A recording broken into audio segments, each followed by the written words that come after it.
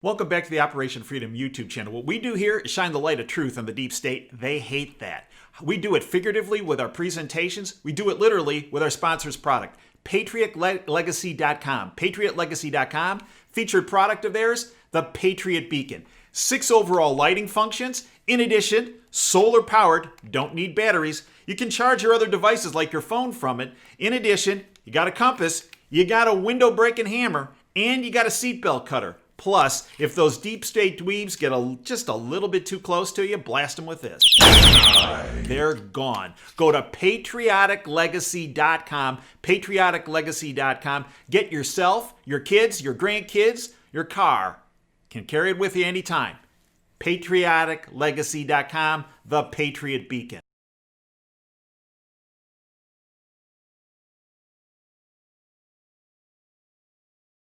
Hi, I'm Dr. Dave Janda. Welcome back to Operation Freedom Briefings. The goal of these briefings in my weekly radio show, Operation Freedom, is to provide you information the bought-off, lamestream, fake media will not touch. You can join us on the radio show. It's free every Sunday from 2 to 5 Eastern. You can stream it live at davejanda.com. Just hit the listen button right toward the top of the homepage.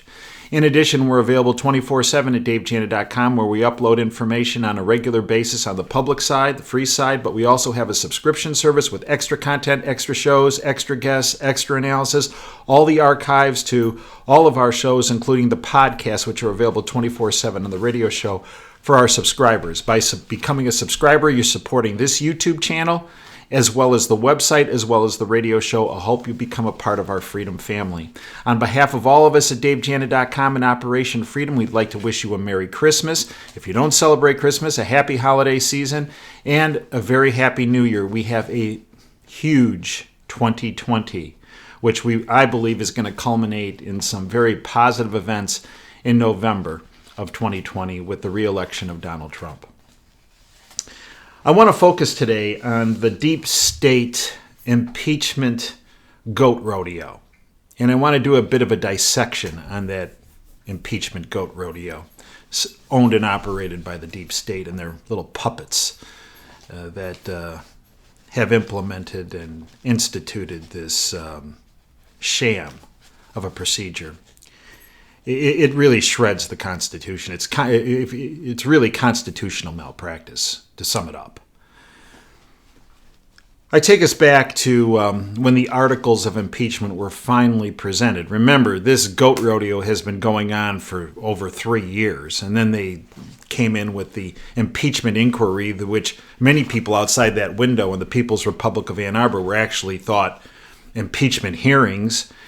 Well, it was an inquiry. The articles of impeachment had yet been instituted. This hit on December 10th. Dems unveil overwhelming and uncontested, as they put it, articles of impeachment against President Trump. From Zero Hedge, in a press conference that was about as boring as we expected, most of the Democratic leadership of the House gathered to announce the articles of impeachment against President Trump. The articles included 2 charges. Now, I want to go through these. And this is what they voted on and were ultimately passed. By the way, it was a purely partisan vote for impeachment. And for those opposing impeachment, it was bipartisan. Remember what these dweebs have always said with the Pelosi's and Schumers and Nadlers and Schiffs. Impeachment needs to be bipartisan. No, well, the only bipartisan vote that occurred on impeachment was to not impeach President Trump when Tulsi Gabbard voted present. Several other members, one of whom is now switching to the Republican Party from New Jersey, voted against impeachment. It was purely partisan. The articles of impeachment are 1, abuse of power, and obstruction of Congress. Okay. Let's take abuse of power first. So, in what way did President Trump should be found guilty of abuse of power? Well, he actually won the election of 2016. And to the deep state and their little puppets, that in and of itself was an abuse of power, that he actually won the election. But then he had the audacity to actually take the oath of office in January 2017. Another, in their warped minds, another reason for abuse of power. And then he had the audacity, the further audacity, of actually carrying out his role in a constitutional fashion as President of the United States. And they call that abuse of power. You know, Jonathan Turley, the very leftist attorney who was one of the witnesses, not that they witnessed anything, these law professors that Schiff ended up putting on during the impeachment inquiry, but Jonathan Turley, who voted for Obama twice, Hillary Clinton the last election in 2016, law professor from George Washington, when he testified in front of Congress, he said, abuse of power of President Trump? No. The only abuse of power is you, Congress. Turley had it right. Now, he got a lot of heat for that. And, you know, not just, well, we think you're wrong kind of heat. Turley later came out and said that his life, his wife's life, his kid's life, their dog, there were death threats against all of them because he had the audacity to tell the truth to the face of the deep state. Abuse of power. Well, he did win the election. He did take the oath of office, and he has been fulfilling his constitutional duties.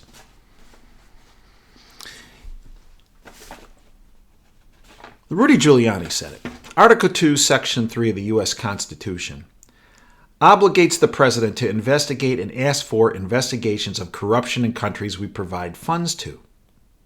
As he went on to say, who ever heard of a president being impeached for carrying out his constitutional mandate? Look, as many of you know,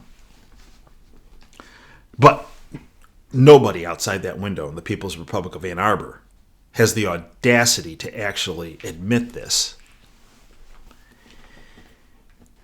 In 1998, Bill Clinton, no less, signed a treaty with Ukraine. What was it titled? Treaty with Ukraine on Mutual Legal Assistance in Criminal Matters. This was from Bill Clinton. The treaty between the United States of America and Ukraine on mutual legal assistance in criminal matters was signed in Kiev on July 22, 1998, with an exchange of notes signed on September 30, 1999, which provides for its provisional application.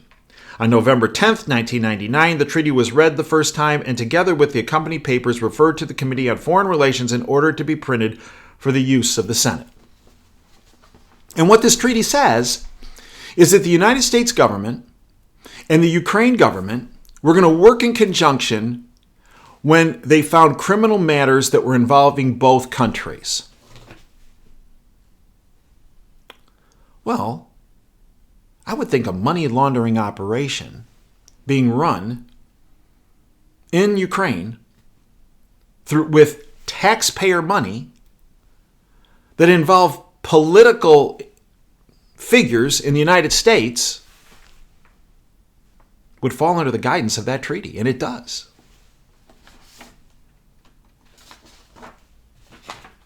So where's the abuse of power?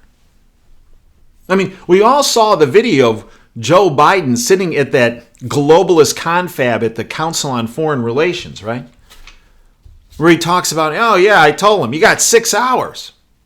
And if you don't stop this investigation of Burisma, where his kid was on making $50,000 to $80,000 a month in consultancy fees, and by the way, Joe actually picked up a $900,000 consulting fee, according to John Solomon. We'll get to that in a minute. If you don't get rid of that, who's investigating this Burisma where my kids are, if they don't do that, we're going to withhold $1 billion worth of aid. And I told him, and what did he say? SOB, if that guy didn't get, look at how great I am, Joe Biden, pushing that button. Biden is guilty of what they are accusing President Trump of. This whole thing is a hoax. And it's the follow-through of this impeachment hoax is the follow-through based on the Ukraine hoax, which was going to be based on the fake Russian hoax. And it was all cover for what they had been doing illegally for years. And that is their illegal surveillance system, this parallel platform. of which Obama, Brennan, and Clapper were in it up to their eyeballs. Getting information as leverage on their political opponents, plus maybe some other type of information they were getting. More on that later. All of this was cover for their illegal activities they had been perpetrating for years and violating the Fourth Amendment rights, not just of their political opponents, but of millions of Americans. Sick. Abuse of power. Sorry. That can't be checked off. Obstruction of Congress was the second article of impeachment passed by the deep state shills. Obstruction of Congress? How? Even before the impeachment inquiry started, and there was this hint of this phone call from July of 2019 between President Trump and Zelensky, the president of Ukraine, President Trump did something that the deep state dweebs never thought he would do. He released the transcript of the call. That has never been done in our country's history. They thought he'd never do it. He did. And what did that transcript show? There was no quid pro quo. But he did want to know what occurred with CrowdStrike. And that was the buzzword that set the deep state into fits. Remember, CrowdStrike is this entity that is backed by deep state players that was asked and paid $1 million to review the DNC servers about them being hacked by Russians. Yeah. They did a preliminary draft. They never did a final draft. And they never provided any evidence that actually showed it was a Russian hack. Bill Binney and Kirk Wiebe, who are regulars on Operation Freedom, who are regulars on this YouTube channel, I have their latest interview posted on the top of this YouTube channel. Please watch it, because it really addresses the issue of there was no Russian hack. It was all an internal download. Somebody downloaded that information on a thumb drive and then took that information and funneled it to WikiLeaks and Julian Assange, who then published it.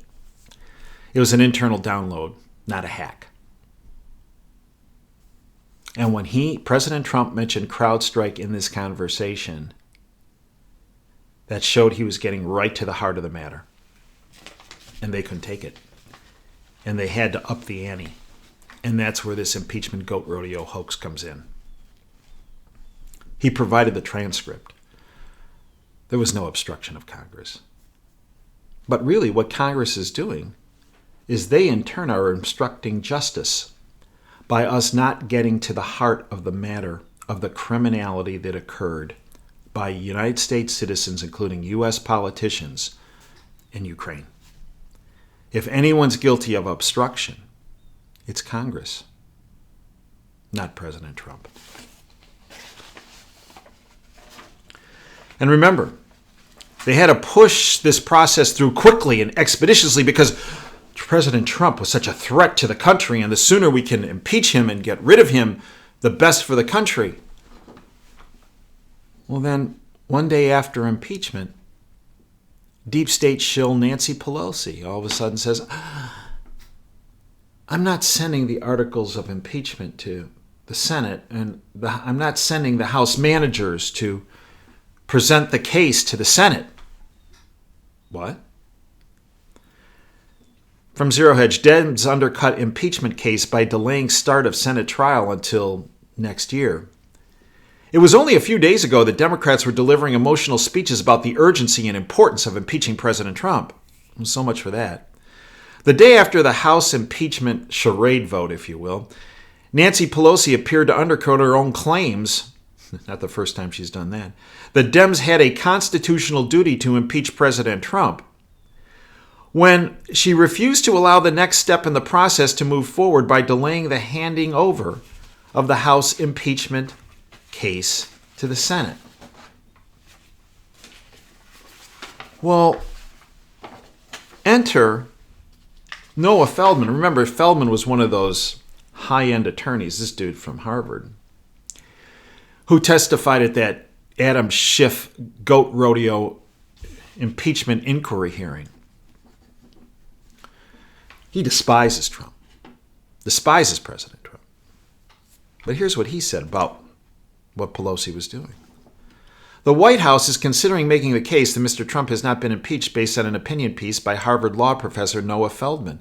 Feldman was one of the legal experts called by Democrats to testify before the House Judiciary Committee earlier this month and has advocated for Mr. Trump's impeachment and removal from office. Here's what Feldman said, quote, "Impeachment as contemplated by the Constitution does not consist merely of a vote by the House, but of the process of sending articles to the Senate for trial.